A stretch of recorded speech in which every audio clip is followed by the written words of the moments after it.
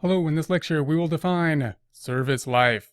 According to Fundamental Accounting Principles, Wild 22nd edition, the definition of service life is length of time an asset will be productively used in the operations of a business, also called useful life or limited life.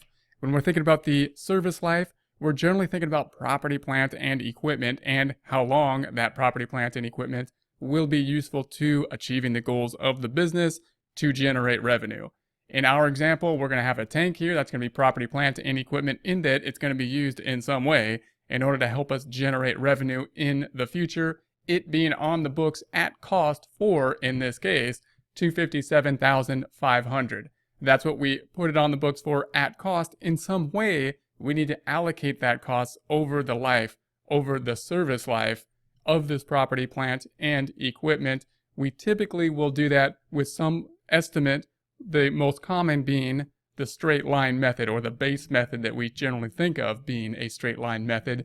Let's take a look at an example. If we have the cost of the $257,500 and we think that we believe we can sell it for $20,000 at the end of the service life, meaning we're going to use it for the life of the asset to help us generate revenue for the service life, leaving us with the scrap or something we could sell it for of the $20,000. If we subtract that out, that gives us the $237,500, the amount that we need to depreciate over the service life. If we're going to do that evenly, then we can just take that amount and divide by the service life, in this case being 4 years.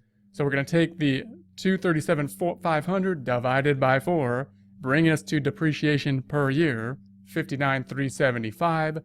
That $59,375 is what we will depreciate each year for the service life of 4 years, bringing accumulated depreciation at the end of the service life to $237,500 and leaving us with a book value of $20,000 salvage value.